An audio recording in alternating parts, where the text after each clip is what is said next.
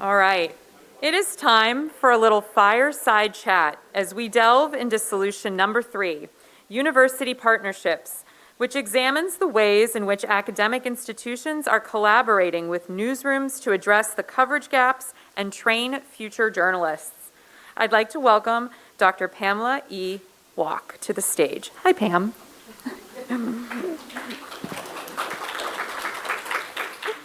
Pam is the director of the Patricia Doherty Yoder Institute for Ethics and Integrity in Journalism and Media at Duquesne University, where she also serves as an associate professor of journalism in the media department. And I've been a fellow at the Institute and have had the pleasure of getting to know Pam over the past few years. And it's just been really awesome to see what you've brought here today, all of these wonderful minds together. She's an award-winning 16-year veteran of newsrooms in Pennsylvania and Georgia. She now teaches journalism ethics, news writing, and editing.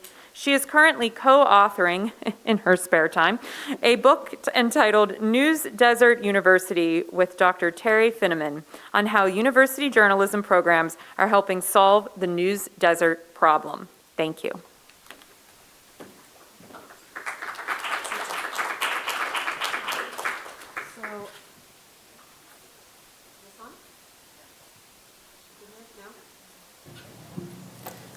Is it good? Okay. Yeah. So I am here with Terry Finneman, who is a friend and co-author and all-around newsroom goddess. She's been working for a number of years in news academic partnerships out in Lawrence, Kansas, and Eudora, Kansas, where she's from. Where she lives now.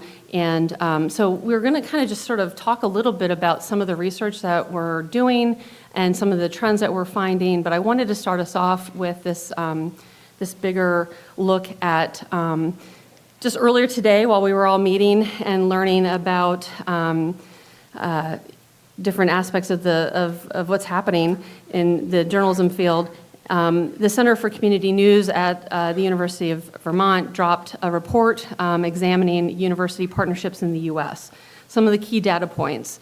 172 colleges and universities have existing or emerging news academic partnerships. 227 news academic partnerships exist currently. A lot of schools have multiple programs that are in play. 48 of these emerging news academic partnerships or programs began just in 2025. That's 27% more than what was happening just a year previous. 40 of these news academic partnership programs are involving serving minority communities. And interesting, 69% are from public institutions, 31% are from private institutions. So I thought we could start off by just kind of talking about, like, why do you think more universities are getting involved in this, and what are some of the motivations behind that? Well, I mean, certainly as we've heard the statistics repeated over and over again in recent years as far as how many newsrooms we've lost, I think that academia has finally woken up that it is incumbent upon us to be part of the solution rather than just writing about the problem. I also think that those of us who are running these and have been several years have been serving as a model for others about what's possible. So I think both of those things at play are influencing this. Okay. And I thought we could talk a little bit about some of the challenges that news academic partnerships bring. Everything from grading to consistency, all those good things. So what's your experience been? Maybe we should start first by talking a little bit about Eudora, right? So Eudora Times is among those 227 news academic partnerships. It's in its 6th year, so you were at the front end of that curve. Congratulations. And how did that get started? And what are some of the challenges that you found through that and then also through the research? Yeah, that's an hour-long discussion with that one question. So I started the Eudora Times in 2019. And I started it because now that I'm a professor, I found that I really didn't learn much in my undergrad education. I learned everything by my internships for weeklies. That's where I learned how to be a reporter. And so therefore, as a professor, I have taken that into how I teach. And so pretty much every class I teach, even if it's like history of journalism, is working with a client and getting real world experience, because that's how you learn. And so when I was at South Dakota State, I partnered with the existing newspaper. I became their social media editor, and then had my students doing social media for them. And so when I moved to Kansas, I was looking for who could we partner with. And somewhere around the line, I ended up finding out that Eudora, which is about, I don't know, 12 minutes from campus, had lost its newspaper during the Great Recession and didn't have news for 10 years. And this is a town of 6,500 people, and I'm from a town of 2,500 people. So to me, a town of 6,500 is a large town. And so them not having a newspaper was shocking to me. I'm a problem solver. I come from a family that has owned small businesses for 75 years. And so I decided I was just going to start a newspaper for this town, run it with students, and I've been doing it ever since the last 6 years. Talk a little bit about how you've kind of engaged with the community and how they've responded, because you do some real wide range of events and special issues and things like that. If you want to share a little bit about those. Yeah, so when we started, when I'm talking to people, I explain how we're different from legacy media, which is, of course, where I spent most of my own career, is that we are very much a bottom-up kind of outlet, not a top-down. So we're very invested in what does our community care about, and that's what we're going to cover, as opposed to this is what we as big media think is important, and therefore you should like it. So when we first started, I thought it was really important because Eudora is more of a conservative community. We're, of course, the one liberal town in all of Kansas where KU is. And so it was important to me that we had a town hall at City Hall where any member of the community could come and talk to us. And because they were very skeptical, like, why are you here? Why do you care about us? And so it gave us a time to communicate with each other, for them to fill out surveys, for them to tell us what they cared about.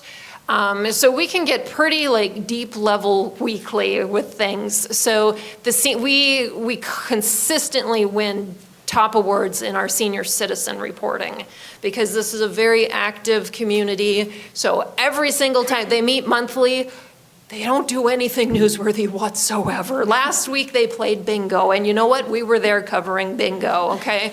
Because these old gals, they're great gals, right? They just think it's the coolest thing ever that we come, right? So we go, right? Because that's what's important to them. And so we really try to focus more on, what the community really cares about. We have a very, very active social media presence. My staff does post-game shows with the high school athletes. And this is important, not really just from our perspective, but what's important to me is the media literacy and the connections to media that we're building in young people. Because these high school athletes think they're nervous. They're nervous going on our show. They know, it's a big deal. It's the Eudora Times post-game show, right? And so to me, it's not just about us. It's about our community and what we're giving back to them. We try to partner with local businesses. We do a holiday cookie contest with a coffee shop. We're members of the chamber. And so we are really entwined as much as possible with the community. Talk a little bit about how your family running business has impacted that, because earlier today there was a discussion about how journalism students really need to be taking business classes. Oh, God, yeah. Yeah, I am extremely, so, right, when we were growing up in the business, right, it was always that hard wall between advertising and editorial. You don't ask any, you stay away from them. I'm the complete opposite with my students. My students know everything about how this business operates, where our money is coming from, how we do things, because I want them to know, what it takes to run this business, what it takes to be an entrepreneur. We are all doing this together, right? We are a startup. I let my staff give ideas, right? We did a cooking show for a while with high school students. We started a middle school press club this year, right? So we try to be very loose with trying new things that engage the community. What are some of the challenges? I know Oh, there's Where do we so many. start? There's so many. So it's funny. I had a weekly newspaper editor call me up a few weeks ago. He's looking at retiring, wanted to turn his newspaper over to a university, thought that would just be simple and great. And I'm like, oh, hold your beer, my friend. It's not that easy. So for example, we really can't cover breaking news because I can't pull a kid out of science class to go cover a fire. Like, that just doesn't work. And so that's one of the hardest lessons I had to learn as a reporter who's like, that's not realistic when you're working with students. We can't do that. We don't cover a crime. We leave that to the daily to cover, which is fine, right? Because then my kids can focus on original content. Why do we need to cover the same thing twice, right? Read all the crime in the Lawrence newspaper. So that is hard, right? Because these kids, as I try to explain to people, my kids are going to school 40 hours a week. They have part-time jobs 20 hours a week, and then they're working for the Eudora Times with me on top of that, just like I'm working for the Eudora Times on top of my regular workload, right? And so we're a very, very tight-knit team that really feels passionate about how important this is. Now, so the challenges are, you gotta learn to let some things go, even though it kills your journalist's soul, to know that you can't do everything.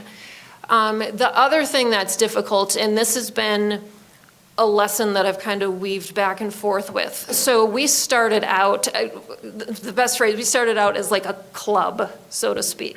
It was just me and a group of students who really cared, like doing our thing. Then when all my founders graduated, I was worried my newspaper was going to close. So I said, we have to be part of a class or we're going to die. So then we were part of a class for 2 years. After 2 years, I said, take me out of a class. I want to go back to being a club. Because for those of you who teach, you realize, and especially in this post-COVID environment where teaching is extremely challenging, there's always a solid, at least third of kids in the class who are just there to pass and graduate. And one of them actually changed, she decided to go to hair school in the middle of the semester, right? So, I mean, you have a group of kids who aren't that invested. I'm running a business. I can't have people who are half-ass in journalism. Like when I'm trying to run a business, that doesn't work. And so that's the biggest challenge is, I've got a student who turned in like half a story. They're not making calls back. So then I'm having to make these calls back because this story has to run. This is not optional. This is a community news piece. And so therefore, I pulled it back. We're now a club. And so students are more so like hand-selected to know these are students who really care, who are really invested, who I can trust are going to show up to city council and school board every time and not be like, oh, I got a sorority event, can't make it. Like that doesn't work when you're covering a newspaper, right? So there's really pros and cons to the class versus not a class situation. That's been the biggest challenge for me. I know we've talked about this, and certainly with some of the case studies that we're working on with our book, the challenges too of that in-between time, right? Yeah. The between fall semester and spring semester, and then the big gap of the end of spring to the beginning of the fall semester. And, talk about some of the challenges that you faced with that, because you've taken different approaches over the years. Yeah, the first 4 years we were open, we were only open during the semester, and that was extremely challenging because it would take us a solid 4 weeks to get caught up on all the news that had happened during the break that really just had to be covered. And it was just a scramble. And so we are now at a point where we are open 46, 47-ish weeks of the year. And that helps us keep on top of the news cycle better. We're online only. We don't have a postal permit to worry about, interrupting that, or, print papers to worry about getting out. So we have that flexibility. So for example, we're closed this week because I'm here. Like I can't do this and that at the same time. But it's also exhausting to be open and have that responsibility that many weeks of the year. I was way more well-rested when I just did it during the semester. How has the community responded? Have there been surprises in terms of the response? Oh, it's been great. So we started out, as I said, this is more of a conservative community. And so we started out with a lot of skepticism. And so it took years to build the trust that we have now. We did readers boards. As I mentioned, we'll go to chamber meetings. It's a rule for my students that every primary interview is done in person because I want people in this town to see a face. I want them to see who we are. We're not just making calls from Lawrence and literally phoning it in. You're going to be there. And we are now at a point that if they don't see one of my sports people on the sideline, they're asking me, where are they? Right now in my car, I have a little basketball to give to my head photographer that every member of the basketball team signed. I'm going to get sad. When my last sports editor, when it was his last game, the football player signed a ball for him. The entire gym stood up and cheered for him. So we have really, really become invested in this community. We just nailed the city commission last week for giving 3 hours notice. During Shop Local Week, they had a meeting with 3 hours notice in a different town where they had a steak dinner. And so people were really oh, thank you for covering that, right? So we have been a pretty important part of the town now. Yeah.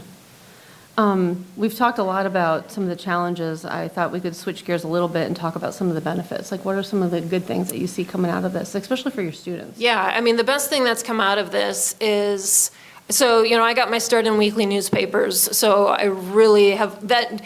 Everything that I am, the fact that I'm here right now is because I started at a weekly paper, really. And so a lot of my work right now focuses on rural journalism and trying to get more young people to work and go out to these papers. I'm working on a different project about that right now too. But the most beneficial thing is that the students who have come through hadn't really thought about community journalism because we in universities, the New York Times and the Washington Post, right? We set this elitist frame that that's what you should want to do. We bring in guest speakers from these places. We have students read these pieces. We don't bring in weekly editors. We don't have people read weeklies work. So students are completely unaware that this is even an option, which is a problem because the vast majority of journalism in this country is coming out of weeklies, right? And so as students go through my program, they're now more aware of community journalism and the benefits of it. And so yes, the vast majority of my alumni are now working in local news as a result. Oh, wow. Are you surprised by that? No. Okay. Ma'am. What about just the practical experience of that? Do you see students maybe someday trying to break out and do that startup stuff on their own because they feel like they have the confidence to do that? Well, you're seeing that happen in Ohio, right? Yeah. You should talk about that. Yeah, I just recently did a field visit to Oxford, Ohio, and there is a newspaper there, the Oxford Observer, that was run by the journalism department for quite some time. They just shuttered it this semester because of a wide range of things that have been happening. But one of the competitors in town, and that was one of the reasons for the shuttering, was that they started up a new publication, and it was the editor of the campus paper who had run through the Observer as a class required for their major. And so now he is the publisher editor and is dealing with, all kinds of freelancers and working to cover that news. So in some ways, the Observer kind of outlived its purpose, and so now they're looking for ways to support this new publication without having to carry the burden of coordinating that throughout the year.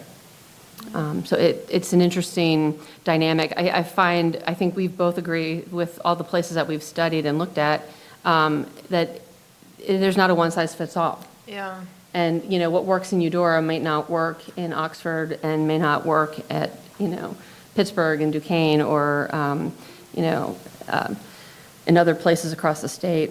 I guess the only other question that I had was just sort of what would you do different if you could do anything differently?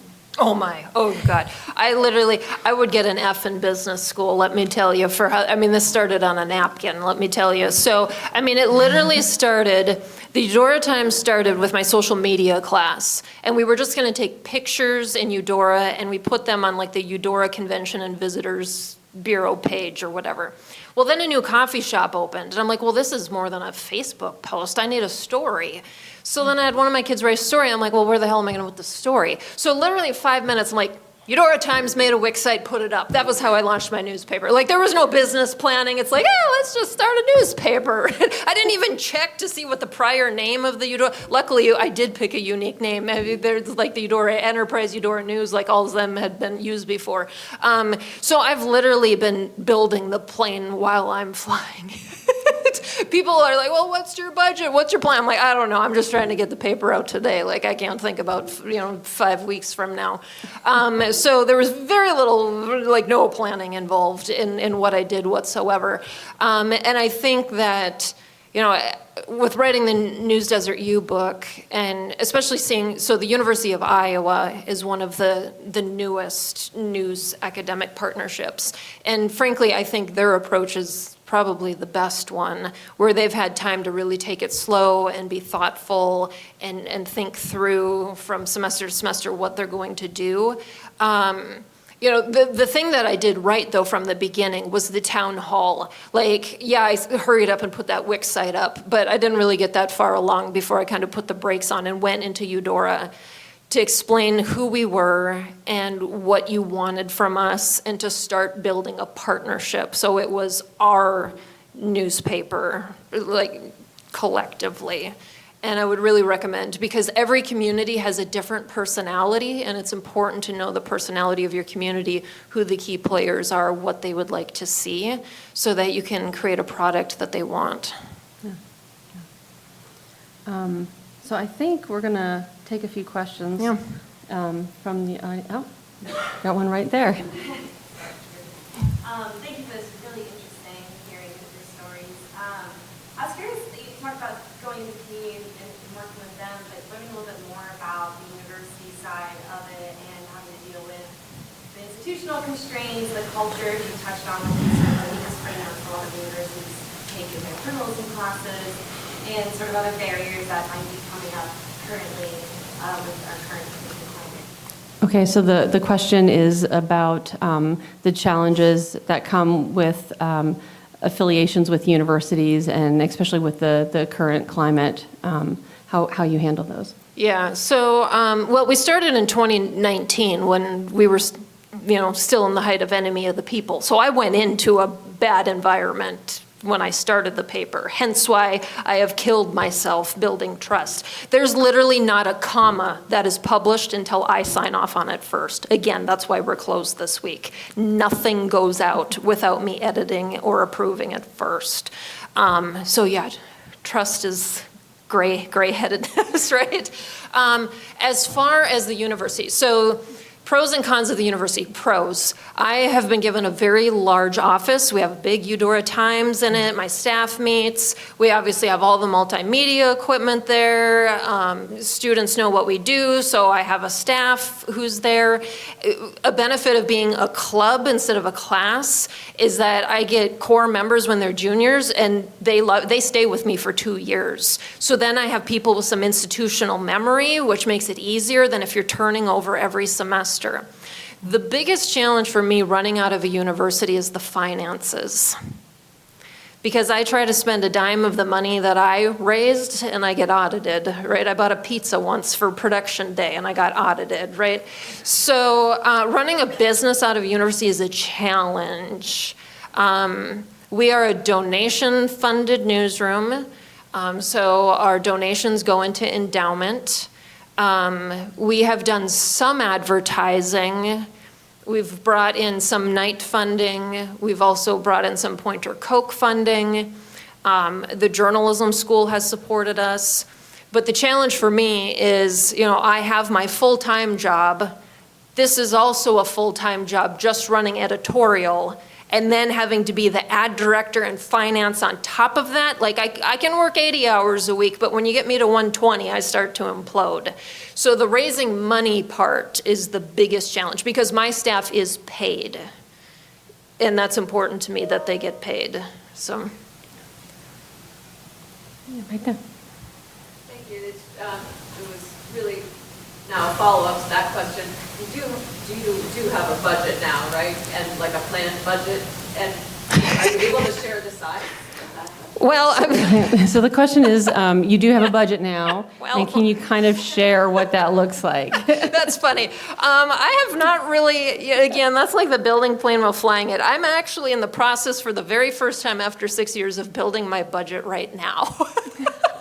I've never really, so I will share because I think transparency is important, right? Journalists demand it of everybody but ourselves. So I have night funding for 4 students to get $2,100 guaranteed per semester.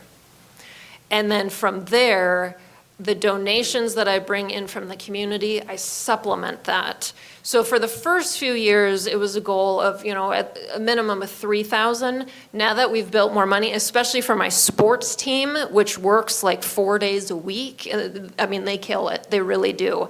So I try to pay them now $5,000 a semester. And then, of course, we pay for their travel. People make fun of me, but I say I have the misfortune of being a publisher of a town that has great sports teams. So we're constantly going to sports tournaments, which is like, oh, stop. So then we pay for their hotels and, have to deal with all that. So we do that. And then I also have a full-time staffer. So she was a student with me first. Then she got a Pointer Coke grant that allowed her to stay for another year. And then just constant cobbling of money and support from the J School, she's been able to stay another year. I mean, literally how she works is we keep her on like 6 months at a time and we just keep like backing her up. So yeah, this is not a thing where I can give anybody like a 2-year guarantee. And that's just how we roll as a startup, and the kids know that and understand it. I think we've got time for one more. Yeah. Have you had the need to have students cover things like immigration? And if so, how have you helped them navigate that so that they don't wind up in crosshairs that are very difficult to get out of? So the question is, have your students had to cover issues of immigration, and how have you prepared them for that so they don't get in crosshairs? No, we are extremely hyper-local, and so we haven't had those issues in Eudora. We did have a murder-suicide in town in December, and so I worked, and I had influenza at the time, which did not help, so I was literally dying in bed and like trying to like walk them through how to handle this, make sure that they were okay, do a follow-up for trauma. But no, we haven't had to cover anything like that in our local community. Okay, I think we have time for one more. Was there another one? Yeah. Just to follow up on some of the earlier questions, except for the space that the university provides you, what else does the university do to support your quality? So the question is, what other support do you have from the university aside from space? Well, I mean, certainly the night chair has been generous by agreeing to share his budget with us. So it's the night chair allocating that funding to my project to support us. That's a substantial contribution. It's the, $4,800 per semester. So that's almost $10,000, and then more in the summer. That's like a $25,000 contribution per year right there.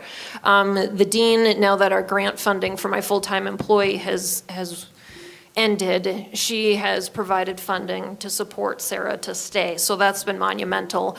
We got help with tech fees. So we moved to a different website this semester. And so tech fees help support paying for that. So we've and then being given an account at Endowment as well as a place to collect funding. Endowment let us do a big campaign in November, and we raised like $10,000 in donations, and they help support us through that. So the financial support has been pretty strong. Okay. Yeah. I think our time is up. Okay. Thank you so much.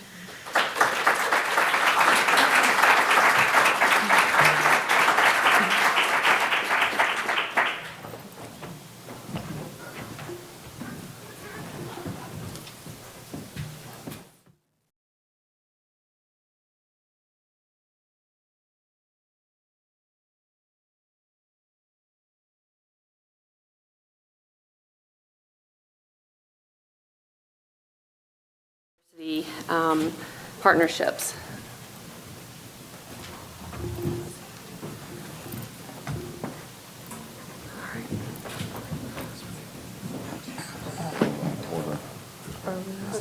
That's good. It's fine. Do we have to? Okay.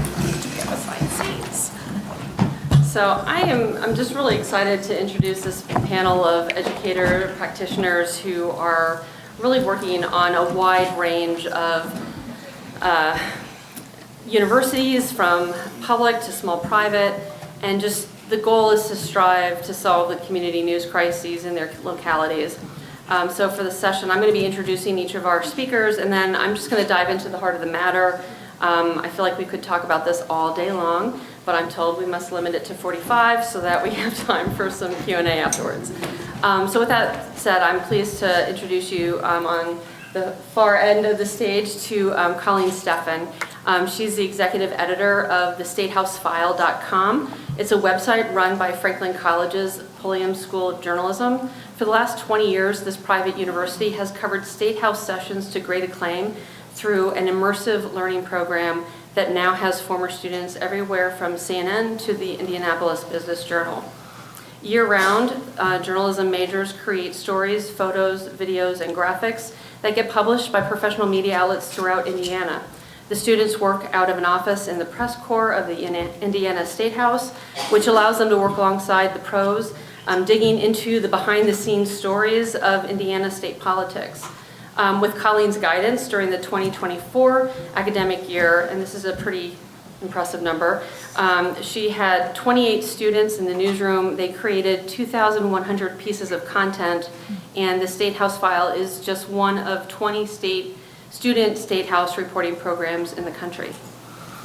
Right next to me, we have Matt Vito, who is a teaching assistant professor of journalism and advisor to the Brown and White at Lehigh University in Bethlehem, Pennsylvania.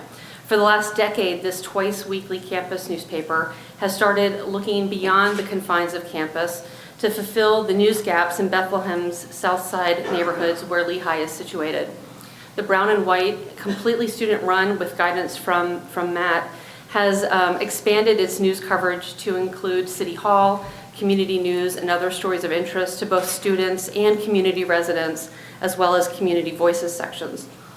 The publication publishes 48 printed issues each academic year and pulls more than 160 students from across the campus into this bi-weekly effort, which includes a website and a print product and is staffed through course listings. And I think about 65% of the newsroom actually comes from outside of the journalism major. In the center is Kim Palomero, who is the director and teaching editor for Next Generation Newsroom, which launched in October 2024 and operates out of the Center for Media Innovation at Point Park University in Pittsburgh. Her work focuses on operating a newsroom under the umbrella of CMI that includes one full-time reporter and at any given time 2 interns who are on competitive paid positions. And with this staff, they produce stories that are available for republishing in 33 news outlets in southwestern Pennsylvania, which includes a 10-county region. Thanks to the Pittsburgh Media Partnership, Next Gen Newsroom has a robust relationship with those media outlets in the region and offers original reporting stories to PMP First. They produce government accountability and enterprise reporting, no press releases, no press conferences here, folks. Since its launch, Kim and the Next Gen Newsroom have produced over 50 stories that have been republished in about 150 times. The newsroom's charge is not to repeat the reporting already being done in Pittsburgh. One of the reporters has been nominated for a Golden Quill Award.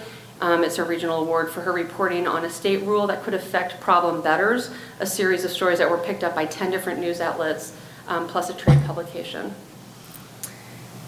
Just to Kim's right is Latrell Crittenden, who was hired in February to be director of the Center for Community Engaged Media at the Lou Klein College of Media and Communication at Temple University. Prior to coming to Temple, Latrell was Director of Inclusion and Audience Growth with the American Press Institute. And in that role, he provided newsrooms with training on best practices in community engagement, including several here in Pennsylvania. As part of the Temple model, the Klein College takes a holistic approach in preparing future journalists and covering local news, from seed grants, startup news, and prison reentry programs to the millennial favorite Billy Penn, which was recently sold to NPR affiliate WHYY, and neighborhood news outlets such as the Kensington Voice. CCEM supports research and projects that center the information needs of the civic health of communities.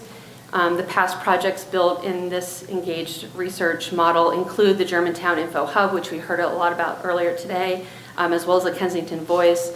And Luttrell is currently working with faculty to launch a project in Delaware County.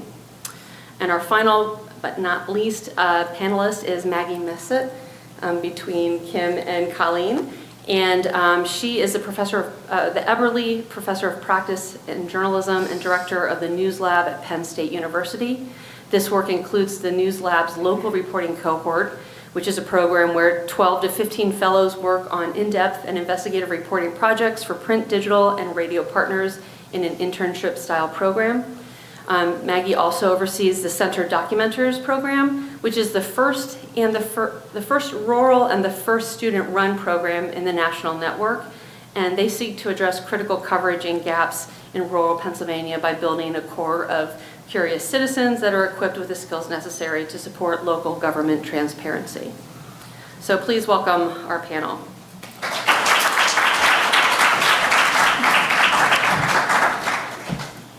So I'd like to start our conversation today by kind of talking about a few bigger picture issues and then kind of drilling down into specifics of each of the projects or programs that you're involved with. So to get us started, I thought I would direct my first question to Luttrell. The Temple model is all about this community partnership, and I know that community listening is an important point of this work. I thought, why is the listening so important, and how does the time spent listening in a community pay off in the long run, regardless of whether it's a university-led program or it's an existing legacy news outlet trying to reconnect or connect better with their audience?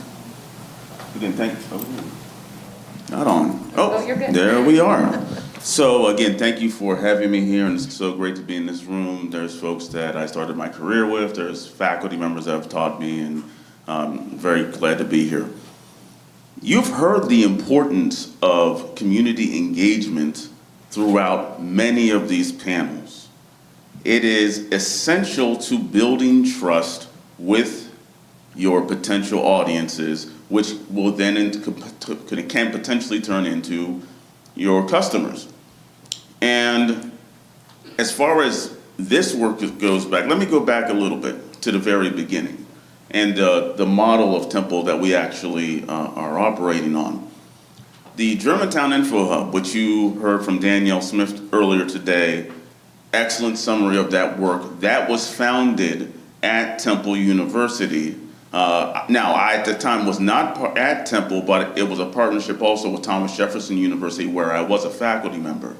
And that effort was based on community engaged research design. So we spent about a year going out into Germantown and just listening to people and hearing what people's concerns were.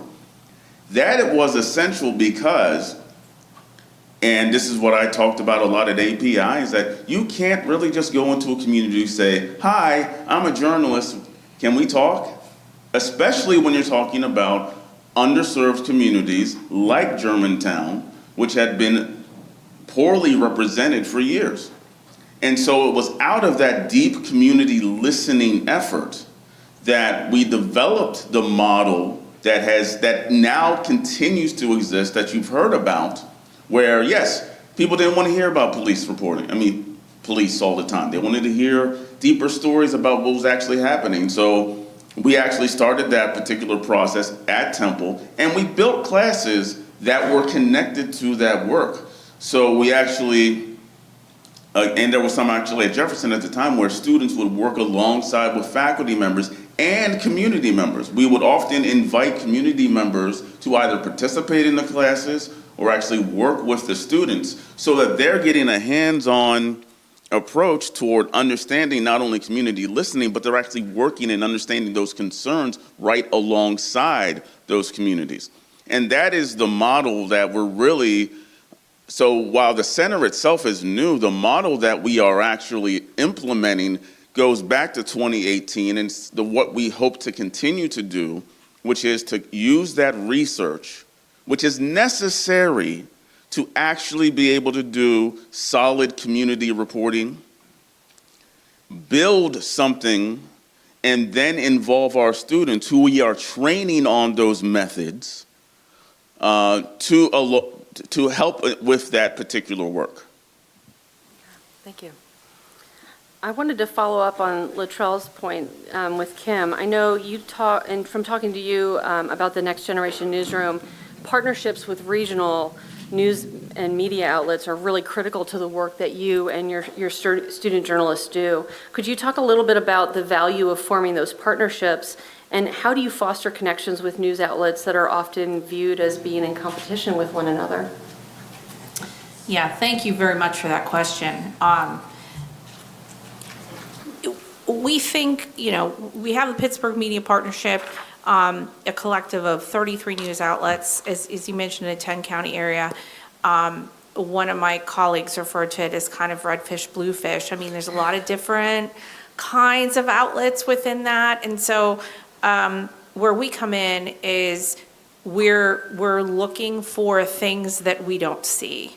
And in the spirit of supporting and expanding, adding a bit to the editorial capacity.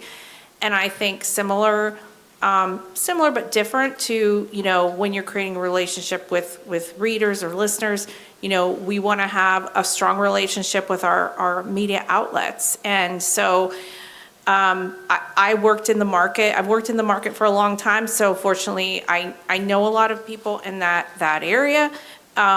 And I think the Pittsburgh market, is this on? Yeah, I guess it is. I'm just not leaning in. Has had over 5 years a track record of collaborating through the Pittsburgh Media Partnership. So there's groundwork there. But when we began publishing in October, it's a new thing. I think the relationships are key for the fact that we're sending stories out. No one is asking for these stories, right? And so for the editors to even look at them and consider using them, they have to, in theory, trust us a bit or have known enough about us and our work that the work is going to be, they know it's going to be produced to a certain standard. And so I think over the last 6 months, we've seen, many outlets are using our work. Our reporter Abby's in the audience. She is our only full-time reporter right now, and we have interns as well, a couple interns. But I think that trust is really critical, and just always trying to talk to, outlets. I think the next thing that I'd like to see is, we are covering some things that we don't see covered, like problem gambling. I mean, there's just a host of things, but backing out some areas, some other areas, and also just developing the closer relationships with some of the editorial teams to say, what can't you do today that you would love to do? And so it definitely, I do not think this could work without, some level of trust and just constant communication. Colleen, for the last 20 years, the State House File has offered up content to anyone essentially looking for news out of the Indiana State Assembly. Do you have to foster similar connections with media outlets? And how has longevity maybe helped in terms of building trust, both with potential publishers of your students' work as well as your audiences? And what kind of pressures come with that track record? This is a hard one for us. Can you hear me okay? Yeah. I'm always accused not to speak about it. This is a hard one for us because the situation in Indianapolis has changed so much in the 5 years. Can you press that button there? Yeah. Is that better? Oh, there, I'm echoing. Okay. It's changed a lot for us because I've been at the State House file 5 years. At that point, we were, the press corps at the State House was half down from what it had been historically, so we went from like 45 outlets to fewer than 20. And the last 5 years since I've been there, we've gotten at least 4 new nonprofit kind of newsrooms like States News, or is it States Affairs? States News, Capitol Chronicle, Axios, a bunch of places have come in. And so before we were like the poor man's AP Wire, where if you were like a weekly paper somewhere small, you couldn't afford the whole wire, you could afford us. And there was a sliding scale even, depending on like what your financial situation was. And that's how we got our income, that's how we paid our students, that's how the students got gas money and money for blazers. But now we can't charge money if everybody else is giving their stuff away for free. It's completely changed our little business model. So now we're operating on a grant from Lumina. And I'm finding that, someone mentioned it earlier today, that having to pay even a little bit ups the investment. Oh yeah, we found that to be true.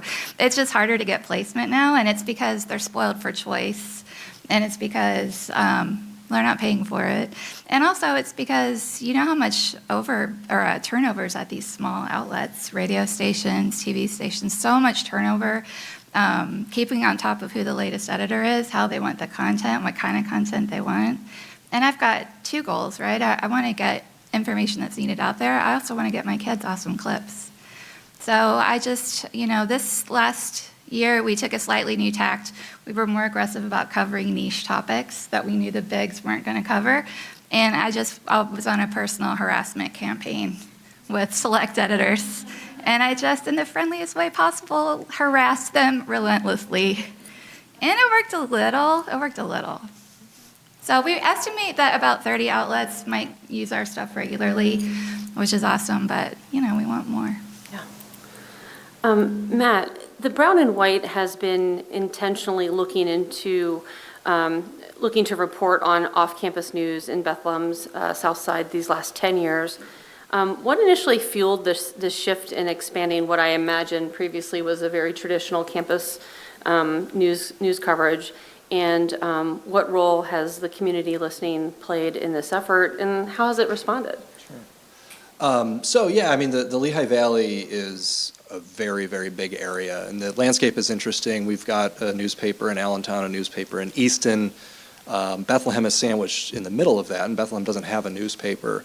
There are other digital media outlets in the area that cover everything, but again, it's a very, very vast area that everybody's trying to cover. So I think what I saw was the opportunity to kind of like get into those areas that are being pinched a little bit by that wide coverage area. And for us, it was the underserved community of the South Side, which is where Lehigh is situated. And like many institutions, there have been strange town-gown relationships between the residents and the students who live among them. And so for us, it became an opportunity to, try to be the voice of record of that community that had been, maybe undercovered, definitely underserved in the past. It for us rolled out in phases. We started with, some basic training within our curriculum, and then as faculty advisor in the newsroom as well. As you'd mentioned, it's entirely student-run, so it is editorial independent. The students do the work.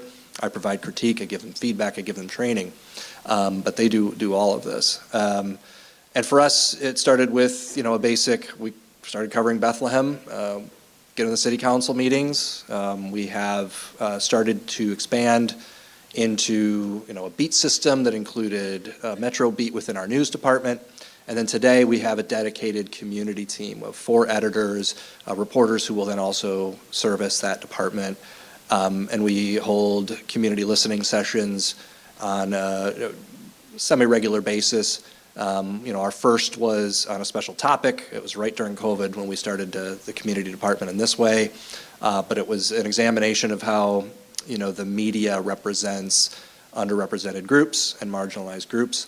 And it was attended by 150 people, both on campus and in the community. So it was widely viewed and led by our editors. And from those operations and from that engagement, as Littrell had mentioned, has grown then the ability for our editors to allow the community to set the agenda. And so one of the big things that I talk to my students about a lot is to enter the community not only to seek the answers. I think that's so much what we do as journalists is transactional, but instead to go out and seek questions. What questions do you have of your community that we could help answer with, again, the resources that we have? It is 160 students on our staff. It's massive. And so, that has, again, continued to grow, and we have, I think, pretty wide recognition of, city leaders of who the Brown and White is and what we do. We just had former Congresswoman Susan Wild in our newsroom just a couple weeks ago, and it was, more of a Q&A session at that stage, but it was fun to hear how when she was Congresswoman, she said specifically, I always made sure I made time for the Brown and White. And here's a student newsroom filling, their duties that way. So that's kind of how it started. It's kind of where we are. Speaking of origin stories, Maggie, I was hoping you could maybe talk a little bit about the Center Documenters and how that got started, and the role that the students play in this. Yeah, so I should say under the News Lab, we have 3 programs, one of which is the local reporting cohort, and now another is Center Documenters. The local reporting cohort, I'm going to kind of echo what others have said. It's not breaking news. It is in-depth and investigative, looking at stories that are not being told elsewhere, and often going into communities after mainstream media has lost interest in the story. And as an educator, trying to get students to remember to stay on the story. But at the same time, in many of those stories, we were stepping into public meetings. And the result was having conversations with students about the value of attending public meetings, and simultaneously having conversations with the existing news organizations in Centre County and the communities that we were doing other reporting in, talking about the need for not just reporting on those meetings, but to make sure that those meetings are happening. So we coordinated with sort of Documenters City Bureau. For those of you that are unfamiliar with Documenters, just in the spirit of it, you are paying citizens to get trained to attend and document public meetings. These are not journalists. They can be anywhere from high school students to senior citizens, anybody in between. And, but there had never at that point really been a rural program, and there hadn't been a student-run program. So while Documenters exists elsewhere and is quite successful in many cities, we had to sort of slowly work with students, and I wanted this to be student-run. So we started with a group of students who spent a semester not only studying how other programs ran around the country, but to also talk to community members in Centre County to understand, and news organizations to understand the meetings that needed more eyes on it, to understand how they were getting their information and where they saw the holes in existing news coverage. So ultimately, those students spent a semester figuring out, how do we adapt this thing that has been built for an urban community and make it work here? And that means everything from how do we even get people to remote locations, to how do we then use these notes? Because the one thing that I realized, as much as I love Documenters programs, unless there is a news organization really invested in taking your notes and running with it, you are creating notes in this sort of vacuum. And the question that I had for a lot of, or my students had for a lot of other Documenters programs, is like, how engaged are regular citizens in your notes and in the newsletters? And that tends to be a pretty small number. So our big goal has been to figure out how to make sure that, yes, those notes go to news organizations locally that are interested in them, but those guys are stretched, which is why these notes are really important. And so we've really entered into a space of figuring out, how do we reach rural audiences, which is a question, whether you're running a Documenters program or a newsroom, we all would like the answer to.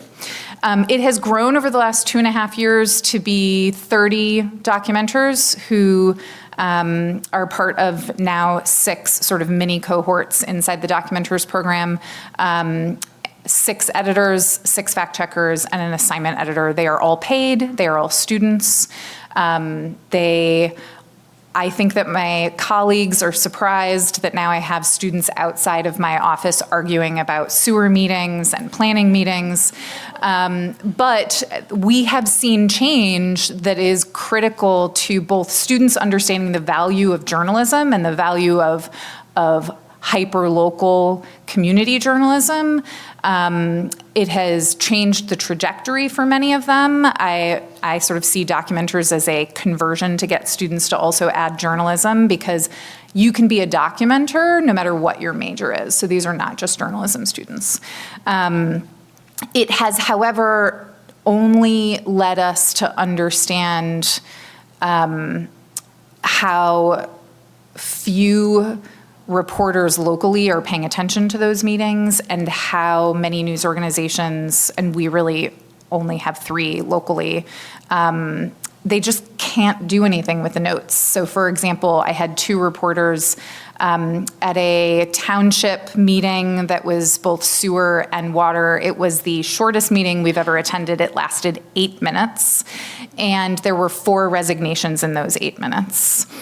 And after the meeting ended, as people are exiting, the town manager or the township manager goes, "Has anyone signed the checks?" Right? Because bills have to get paid. And the only people, other than the people who were required to be there, sitting there, were my 2 documenters. And there was not a news organization locally that paid attention to us saying, "Hey, can someone run with this story?" So I will just say that, what does that mean for us? It means that our local reporting cohort, which are students who are mostly working on in-depth and investigative, are now building out sort of a subset of people who just run after stories that are based off of Documenters' notes. And sort of what we're trying to build right now is a pipeline of getting students in our many other media organizations interested in the stories that we're discovering just by going to a meeting and being the only people there listening. I'd like to kind of follow up with that and ask about maybe some unexpected lessons that you've learned through the Documenters, and how easy is this, do you think, for other universities to replicate? Like, do you think it's something transferable, Yeah, I mean, it's been a steep learning curve. However, I think the biggest lesson is students can get really invested in communities that are not initially their own. And most of my documenters are freshmen and sophomores, and I get those freshmen out there within weeks of arriving. And it's a great training ground for what I refer to as shut up and listen journalism, and understanding for the next sort of 3 years of their lives who they're there to serve if they're interested in serving the community. The other side of it is just how difficult it is to run a Documenters program in a rural community, and a rural community needs it desperately. And so I feel like it's been a steep learning curve. I do feel like it's replicable, but I think the greatest challenge is transportation. And I think also, to just echo it's not great for a class. It really is great if you're paying them, because they show up and they will stay late. My documenters might start at a meeting at 6 p.m. and they might get back into the News Lab office by 9:30, but they might be in there until 1 in the morning until their notes are done. I will say also, students will surprise you. The Documenters model didn't have fact checkers, and my students found that to be terrible. And so they built out new workflow models and new systems to say, we need to have the 2 documenters who attend, we need to have our editor, we need to have our fact checker, and they created a much more complicated model, which has had an additional learning curve, but they will rise to the occasion and also hold each other accountable. So it is absolutely doable, but money helps. Kim, I'd like to jump over to you. I know you're a strong believer in the portability of the next generation newsroom concept, and I'm curious, like, what do you see as the infrastructure that needs to be in place in order to replicate it somewhere else, whether it's Pennsylvania or Indiana or anywhere in between? Yeah, thank you for that. I think definitely it can be done by an organization or a university, depending on the university's priorities. Every university is different. You need we started with, under the auspices, of course, of a center within Point Park, but basically one editor, one reporter, a couple interns. I would say, a budget of a couple $100,000, which is not, it's not a crazy amount of money to raise. And really, just those relationships I think are important, and really kind of showing that you're there in the spirit of making the outlets that are there bigger and not competing with them. So I think that is a really transferable idea in any market where there is, let's just say, news specifically, government accountability and enterprise, where there is really a measurable and discernible lack of, what was versus what is now, just because the way the industry has changed. And so that's that. And then you can, add reporters. I think for us, it's very important that the reporters and the interns are from the community. That's a really important thing for us. And also that we're creating opportunities with our full-time positions that add to the jobs that are available. We're not poaching. Like I was joking with someone, I would poach people from other outlets because that's what you did. But we don't do that. We're hiring people who are just out of school and giving them opportunities and then helping them to their next stop. Matt, I'd like to turn to you. Why is it essential for Lehigh journalism students to have that opportunity to experience the community reporting, and what skills do you see them gaining from that experience 10 years in? Yeah, I think the first time that I spoke of our model being a student-run newspaper covering the community, I was asked a similar question, but it was more about, do you worry about how green they are and then covering the community? And I kind of responded to that with a personal anecdote. I remember fresh out of college, being on a Metro beat, going to cover the city of East Moline in the Quad Cities. There are 5 Quad Cities, don't worry about it. And I watched the city council meeting and I left like, I don't know what just happened. And so, all of my students have gone through that process already. And they have not only done that, but they have covered a community that has a wide variety of people in it. And it has, they do so in a way that is extremely, well-rounded, where, 4 of our students are here. They've all covered community stories. Grace Roach, who is our current community editor, has done such a great job of featuring, things that are happening in the community, not just the issues that happen, featuring it truly. And, others have covered Medicaid rallies. They've covered the city council. So they've done all these things. So they're out of the box ready to go and report anywhere. In addition to that, they've also gained exposure. We partnered with Luttrell Crittenden and API last semester for some audience inclusion training that was super valuable and has enhanced the way that we do our community listening sessions. And, in addition to that too, they're gaining these skills that they can take with them, not just if they become a reporter at a news organization, but also maybe they take it and they become an entrepreneur. Maybe they start their own news site. If they do none of that, they have gained the experience of just basic civics that I think is often ignored, particularly by, not to generalize, but by young people of their age. They may not have any idea what the city council meeting does either, much as I did when I first started. So all of those things are really important, and I think make them well-rounded workers, regardless of what discipline they end up choosing to pursue in their career. Speaking of experience, I remember that feeling as well. And even as a seasoned reporter, I remember spending some time at the Georgia State House back when I was a government reporter for the Savannah Morning News. And I know how challenging that work can be. Colleen, how in the world do you do this? I mean, do the students come in with a political background, any Lord, no. experience? Like, what's that learning curve look like? Some of them have never driven their car to downtown Indianapolis. Wow. Yeah, so I get, my program's not a capstone, and that's on purpose. We take first semester freshmen, we take about to graduate, go somewhere cool, seniors. Like, that's not a capstone, it's a leveler. Like, it catches everybody up. And, I can have as few as 2, as many as 15 students, and I'm with them all day long. It's not a class, it's a whole experience. So, yeah, I've literally held people's hands. We've written out scripts. Sometimes I feel like 90% of my job is training kids how to talk to adults and talk on the phone. But that's a lost skill. I don't know if you've noticed. Post-COVID, kids do not like to talk to people.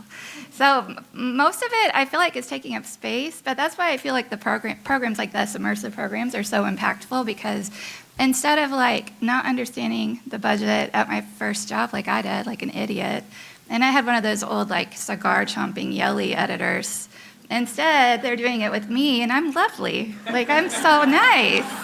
I'm the nicest editor they will ever have, but I'm also the pickiest human alive. So and I feel like, it's nice to have hundreds of thousands of dollars in funding and a program and time and everything, but really you just need a faculty mentor that will be sitting there holding their hand and possibly maybe also yelling later or being very disappointed. One time my husband described my teaching style as alcoholic mommy. Which was rude. But I think that you need that fine, that balance between such extreme standards, but also genuine love for what you do and what they're getting to do. Because the thing we're not talking about is what are they getting out of it? You saw that first slide. It's not looking good. Nobody wants to sign up to be a saint or a martyr. So what's in it for them? Well, you get to live a life of adventure. You get to not do the same thing every day. You get to not sit in a cubicle. You get to see things and talk to people and do things that you never get to do. And so unless your program emphasizes that and shows that, then, they're going to go to PR in 6 months. Did that answer the question? I kind of rambled.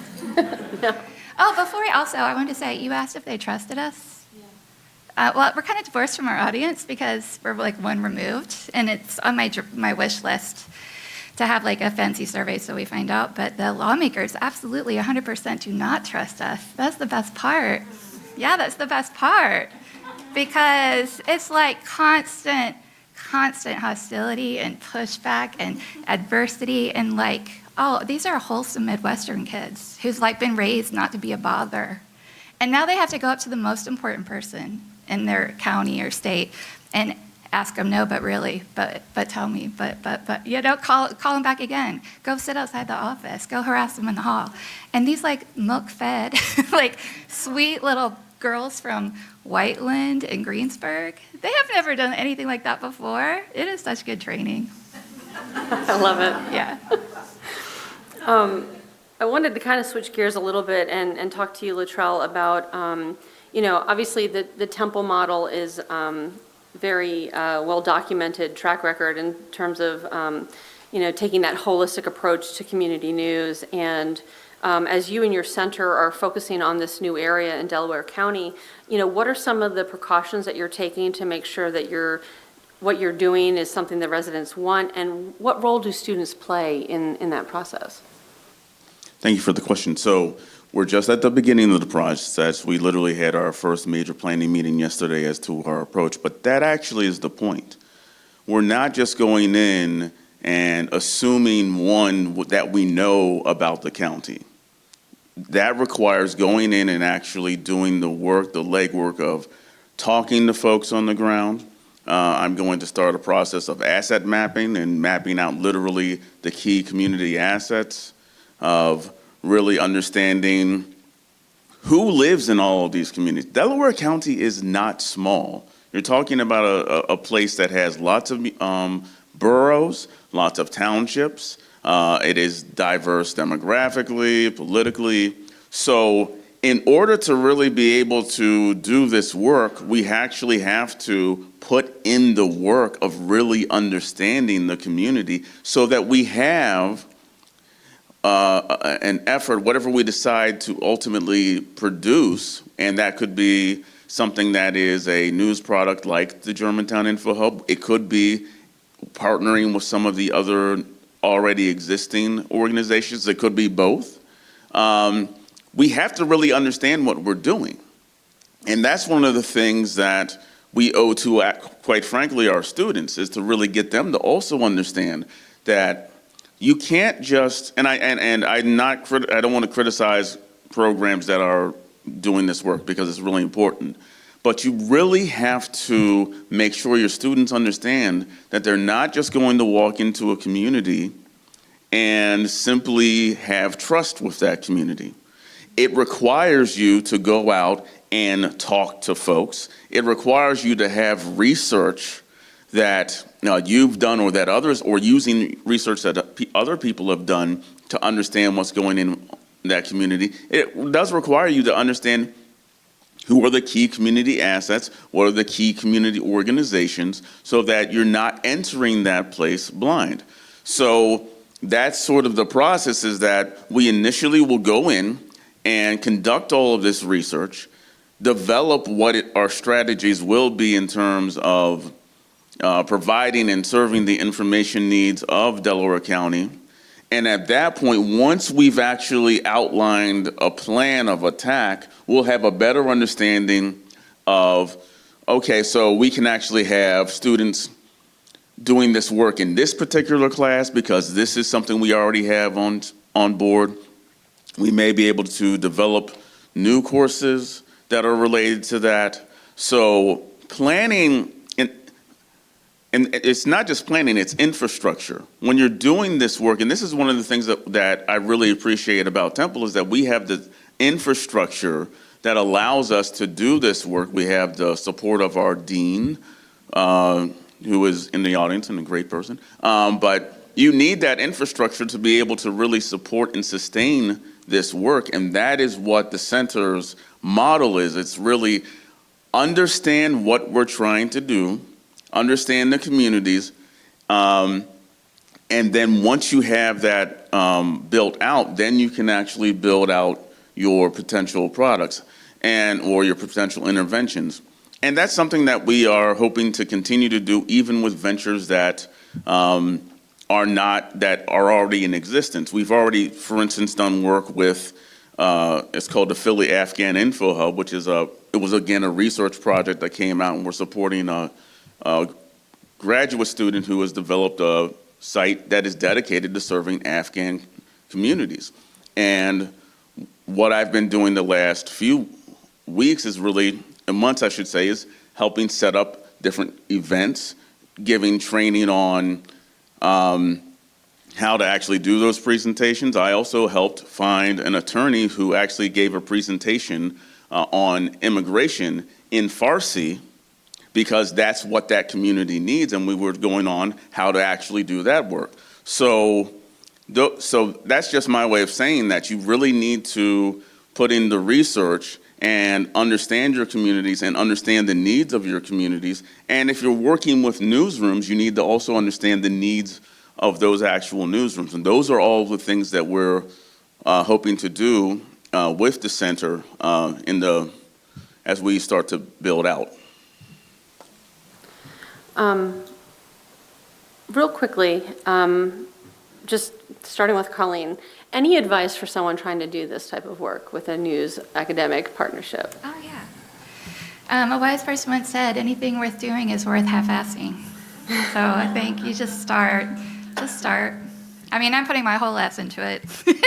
I'm working very hard. But, you don't have to start with all the funding and all the programming and all the things. I think you can start with one class and one assignment and one outlet, or maybe not even an outlet. Maybe just do social media. My program, which is 20 years old, and we just found out last week we have 5 SPJ National Story finalists. I know. We're on a list with like Northwestern and ASU, and that is heady company for a little FC. So, but it's been 20 years. 20 years ago, we were only publishing one on-paper tabloid at the end of January because we only did it for our 3-month January term. So, we started small. Don't start at the end, start at the beginning, I'd say. Any other advice from the panel? Do you want to go ahead? You can try. I always think about things in terms of solving a problem.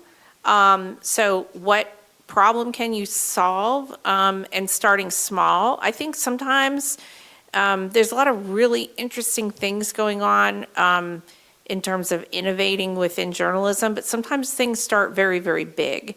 I'm kind of the mind, I like to start small. Not everything has to be big to have a big impact. And so I think how can we, by knowing what the needs are, knowing what the community is, knowing what the outlets are, what is the highest value we can bring, what problem we can solve, and how can we do that in the most, I'd say cheap, like a newsroom, like cheapest, most cost-effective way to create the most impact. I want to add that when you're partnering with a university, so those of you that are sitting here thinking, how can I actually do some of this work with a university? A little money goes a long way when it comes to students. And, the budget that we work off of in the News Lab is not huge in the grand scheme of things. And, having been inside more than 300 newsrooms over the span of sort of 2 years when I was running Report for America, I felt like so many newsrooms are still focused on competition over collaboration. And that is going to be the death of all of us. I feel like my career has been marked by 3 things: that theme, and sort of, if you do not talk to the community, you are also not going to exist. And that local and rural is cool. And I think universities have the power to support newsrooms in that R&D space and in the filling some coverage gaps, and there's a mutually beneficial situation there.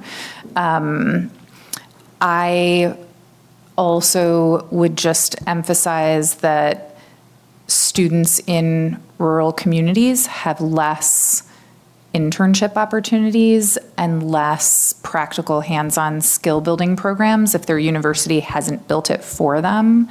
And so it seems more important to me, whether it's a small liberal arts college or a large institution like Penn State, that a small investment can go a really long way, both for you and those students, because even though we're talking about using students to address coverage gaps and things like that, ultimately, my job is to make sure that I both serve the students and serve the community or residents of Pennsylvania.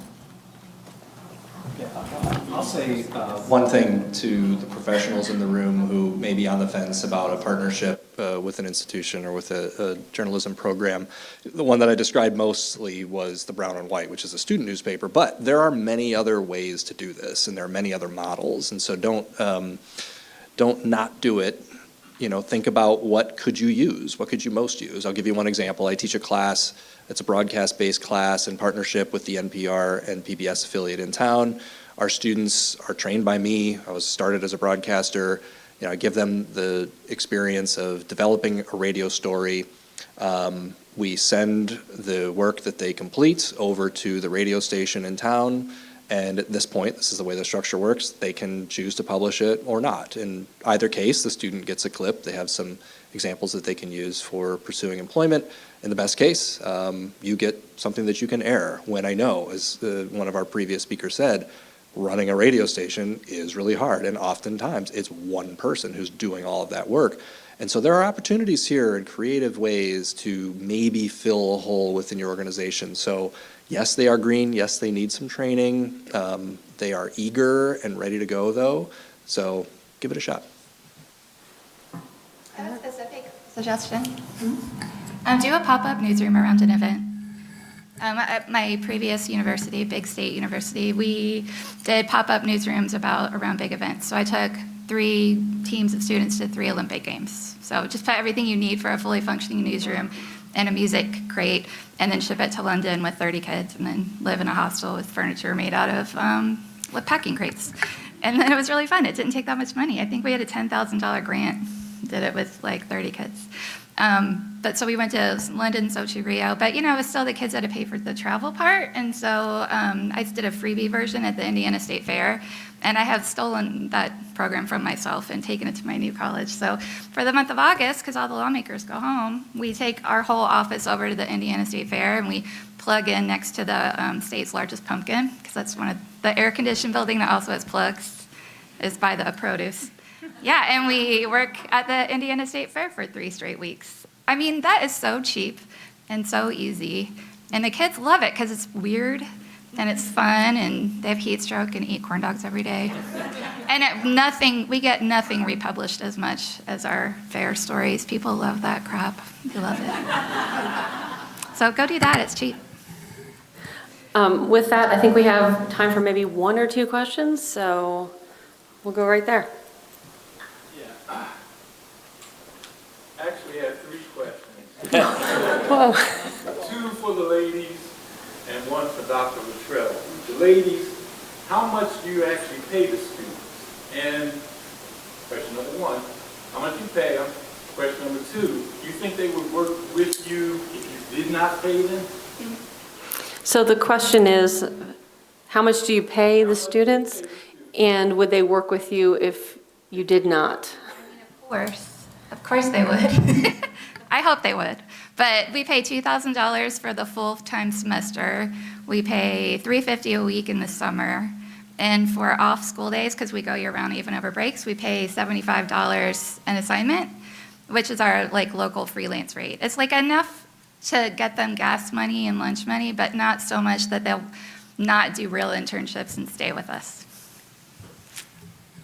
We pay $15 an hour, and I would say for documenters, to get them in before they drink the Kool-Aid, the $15 an hour is really important. Also, at any of us working at midnight, $15 an hour helps sort of motivate. I would say for our local reporting cohort, where students are reporting on issues across the state, I think it does help. I don't think it's absolutely necessary, but I do think it does help. I also want to say that I have a student who just recently graduated, and most of my students graduate and go directly into local journalism somewhere. But we did a survey of just how critically important it was to be paying students to do this. I lure a lot of students who don't have these opportunities away from TJ Maxx, away from Lowe's, away from waitressing in order to work for me. I have one student who just graduated who used that money, and it paid for 60% of her rent every month, and it was critical. So it's not just cash to go drinking and do other things. A lot of them are using it. It is their food money. It is how they are functioning at school. And so if I'm going to ask for them to commit 15, sometimes 20 hours a week, they need to be paid for that. Yeah, we also, we have 2 interns every semester, $15 an hour, up to, I think, 20 hours a week. They don't always use that. In the summer, we have a much larger internship program, 10 interns that are placed with media outlets throughout the Pittsburgh area, southwestern PA area. They're 30 hours a week at $15 an hour. They also get weekly training on different topics. And then there are students who, somebody asked me for a photo today, so I'm going to reach out to a student later and say, can you go take this photo? And I'll end up paying that student probably $75. It's a very quick, a very simple photo.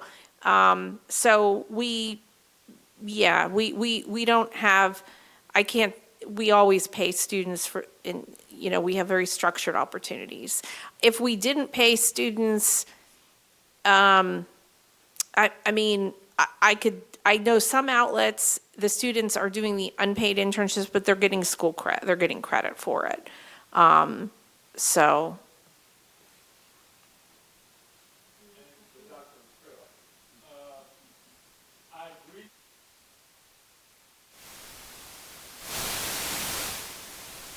and I did in 2007 when we spent a year in Chester, Pennsylvania listening. And in 2008, we created the Chester Spirit newspaper. But we created a circulation network throughout Delaware County. So today, we're called The Spirit. We service 2/3 of Delaware County, not as much the rural part, but 2/3 of Delaware County. And we are we're actually the second largest media organization in Delaware County. People told us 6 months, we'd be around about 6 months.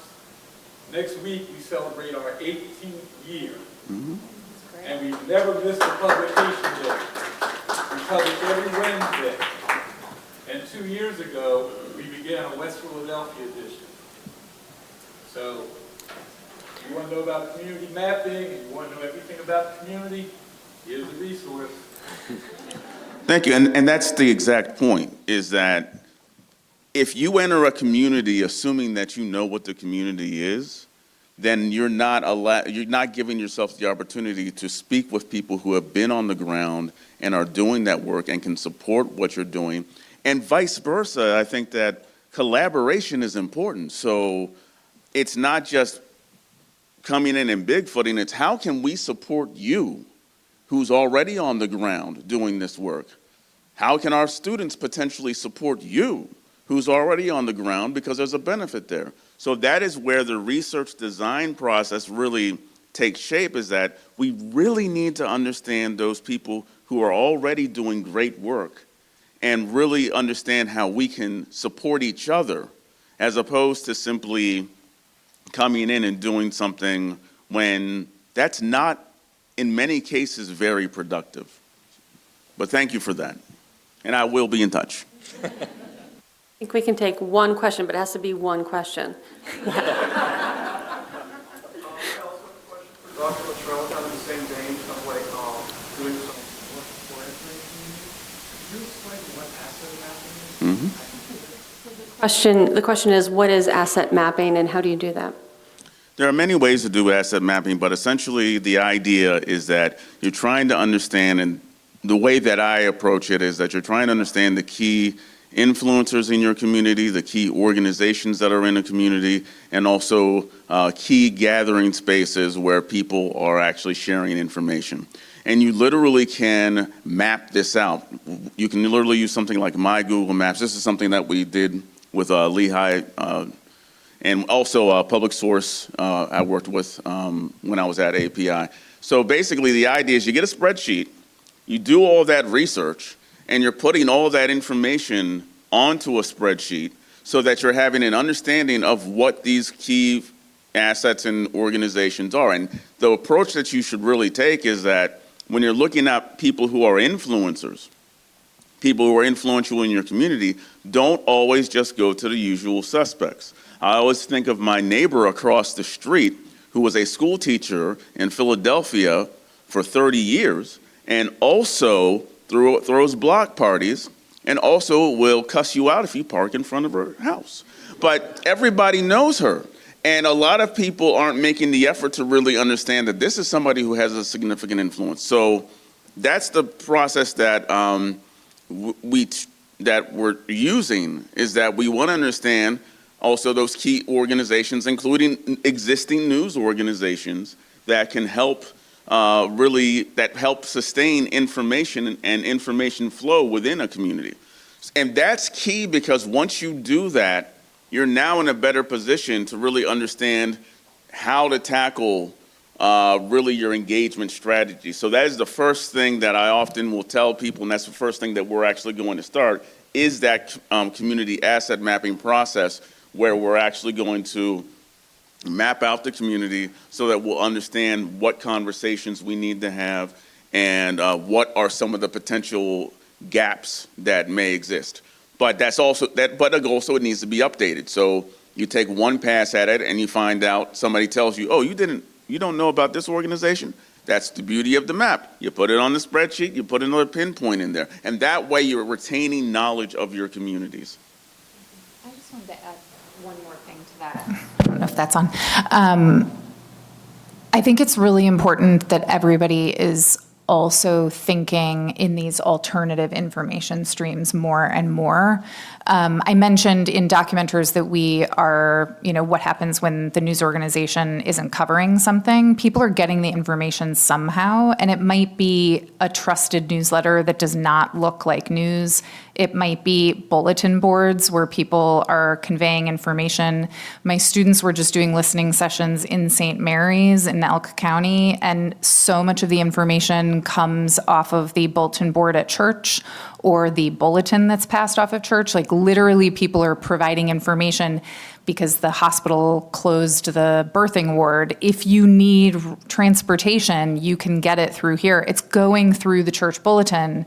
So that asset mapping should really go down to the granular of how people are finding out that information. And it is part of what I think we all in this room need to remember is that journalism is information flow at its bare bones, and it doesn't always look like journalism. And if we open up our eyes and remember that the community is getting information from somewhere, and our job is to figure out where that is, that asset mapping should be so granular down to my students realizing the best way to get somebody's attention and get them to engage with us is from a poster outside of the Sheets bathroom, then that's on my asset mapping. So. Well, thank you so much. I feel like we could have talked for probably another 2 hours. Before we thank this panel, I just want to make a kind of an exciting announcement. So thanks to the generosity of the media department at Duquesne University and the Patricia Dougherty Yoder Institute for Ethics and Integrity in Journalism and Media, we will be accepting applications for 2 seed grants worth $1,250 each to help jumpstart collaborations that come out of the Keystone News Summit. So we'll have more information on a flyer at the registration table tomorrow. We'll also be sending out an email to all of our participants here today, so you'll understand the parameters. We're looking at a deadline for applications on the 30th of June, and we'll be notifying the awardees in mid-July. So just to kind of give some incentive for collaboration as we go into our next portion of the program. But before we do, please help me thank this panel.